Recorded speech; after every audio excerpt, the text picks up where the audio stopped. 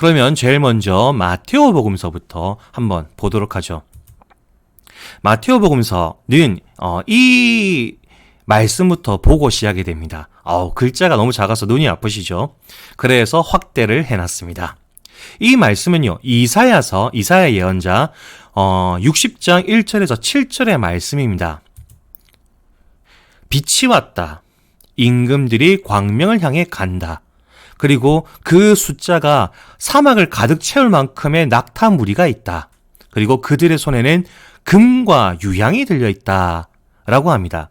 이게 뭐냐면요. 이사야 예언사가 예언한 위대한 왕이 태어났을 때, 구세주가 왔을 때 풍경을 이렇게 적어 놓은 겁니다. 마테오 복음서는요. 이 말씀, 이 예언에 큰 영향을 받았습니다. 그런데 분명히 이 말씀에 영향을 받아서 비슷합니다. 그런데 꽤 다릅니다. 그러면 도대체 뭐가 다른가? 이제부터 제가 마테오 복음서에서 나오는 예수님 탄생 이야기를 해볼 건데 다른 것들을 한번 찾아보시면 되겠습니다. 마테오 복음서는 요셉이 등장하면서 시작합니다. 요셉은 남자였고 유다 가문이었으며 의로운 사람이었다라고 합니다. 그러니까 남자고 유다 가문이다. 굉장히 전통적인 사람이죠. 특히 유다 가문을 좀 보시면요. 다윗 왕이 유다 가문입니다. 솔로몬 왕이 유다 가문입니다. 유다 왕국이 유다 가문이죠. 그러니까 요셉은 왕가의 자손인 겁니다. 물론 4촌에 8촌까지 내려가서 얼마만큼 피가 진한지는 알 수가 없지만 유다 가문 사람입니다. 그리고 이 의롭다라는 표현이 있는데 의롭다. 이것은 사실 마테오 복음서를 볼 때 무척 중요한 단어인데 다음에 언젠가 설명할 기회가 있으면 한번 설명해 보겠습니다. 그리고 난 다음에 이 요셉에게 천사가 나타납니다. 여기서 우리는 알 수 있죠. 마테오 복음서에서 예수님 탄생 이야기는 요셉 성인이 주인공입니다. 그러니까 남자이자 유다 가문인 전통적인 이분이 주인공입니다. 그리고 별이 뜹니다. 그리고 그 별을 보고 동방박사 세 사람이 길을 나서기 시작합니다. 별을 향해서. 왜? 위대한 왕이 태어났으니까 경배를 해야 된다 하면서 길을 나서게 됩니다. 그런데 길을 나서는데 별이 낮이 돼서 안 보였는지 어찌된지는 잘 모르겠습니다. 별을 잃어버렸습니다. 그래서 이 동방박사 세 사람이 고민을 했던 것 같습니다. 어디로 가야 될 것인가? 당연히 위대한 왕이 태어났으니까 궁전으로 가야 되겠다라고 생각했던 것 같습니다. 그래서 헤로데 궁전으로 갑니다. 당연히 궁전에서 난리가 납니다. 왜? 아무도 안 태어났으니까. 그래서 헤로데는 문득 그 생각을 합니다. 반란이 나려고 하는 거구나. 그래서 주위에 있는 학자들을 모읍니다. 그리고 학자들한테 묻죠. 야, 예언되어 있는 왕이 어디서 태어난다 하디? 그러자 그들이 얘기해 줍니다. 베들레헴입니다. 그래서 헤로데는 동방박사 세 사람한테 이야기하죠. 베들레헴에 위대한 왕이 태어나실 겁니다. 그러니 갔다가 경배하시고 난 다음에 저한테도 얘기해 주십시오. 저도 꼭 경배하고 싶습니다. 라고 이야기를 하죠. 그리고 동방박사 세 사람은 베들레헴으로 갑니다. 이때 그들의 손에는 황금과 유향과 모략이 들려 있었다라고 하죠. 황금은 왕을 나타내고요. 왕권, 유향은 사제직을 나타내고요. 모략은 죽은 사람한테 바르던 약이었습니다. 그래서 죽음을 상징하는 그런 약입니다. 자, 요거랑 뭐가 달라졌는지 좀 찾으셨습니까? 못 찾으신 분들을 위해서 당연히 정리를 한번 해놨습니다. 자, 한번 보죠. 이사야 60장 1절에서 7절까지의 말씀입니다. 빛이 왔다. 여기서 말한 빛은요, 광채라고 할 만큼 거대한 빛인데 빛이 뭔가 확 쪼그라들죠. 별입니다. 별이 됩니다.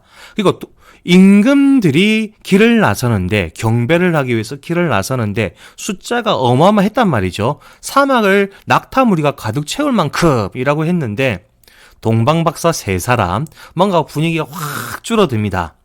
그리고 이들이 경배할 때 금과 유향을 들고 경배를 했습니다. 즉 왕권과 사제직을 상징하는 선물을 들고 갔다라고 하는데 요게 붙습니다.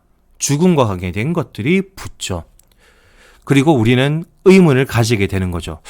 왜 예언과 달라졌지? 뭔가 작아졌는데, 그리고 뭔가 다른 것들이 붙었는데, 특히 이런 것들이 붙죠. 헤로데 궁전 왜 갔냔 말이죠. 전혀 예언에는 없는 내용인데 헤로데 궁전을 갔단 말이죠. 그리고 이 모략과 관계된 것들도 우리들한테는 큰 의문거리입니다. 그러면 왜 이런 일이 벌어졌는가 한번 찾아가 보면 좋겠습니다. 아까도 말씀드렸듯이 이사야 예언서의 60장 1절에부터 7절까지 말씀이죠. 그 60장의 말씀은요, 제3 이사야에 속합니다.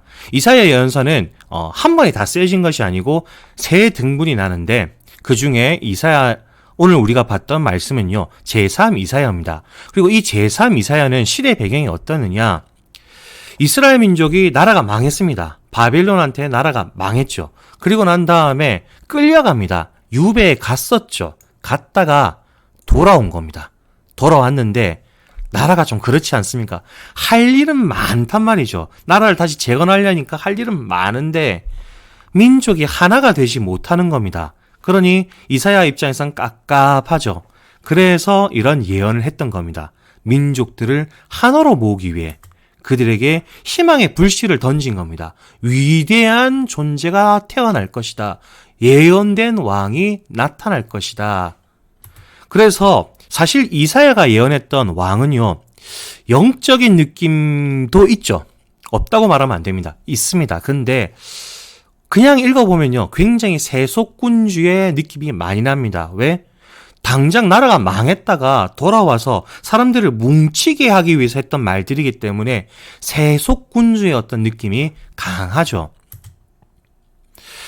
마테오 복음서에서는 이것을 받아들입니다. 받아들이는데, 그래서 예수님은 예언된 구세주다라는 걸 드러내는데 좀 다르다라고 말을 하는 것이죠. 우리가 만난 예수님은 분명히 예언된 그 구세주가 맞는데 좀 달라. 특히 어느 부분에서 다르냐? 세속군주가 아니라는 겁니다. 그리고 우리를 위해서 죽을 수도 있는 존재다라는 걸 마테오복음서는 이야기하고 싶은 거죠. 그래서 이렇게 정리될 수 있을 것 같습니다. 마테오가 만났던 예수님, 마테오가 탄생 얘기에서 말하고 싶었던 예수님은 약속된 구세주다. 하지만 좀 다른 분이다. 사랑의 메시아다. 우리를 위해서 죽을 수도 있는 그런 분이다. 라는 걸 마테오는 말하고 싶었던 것 같습니다.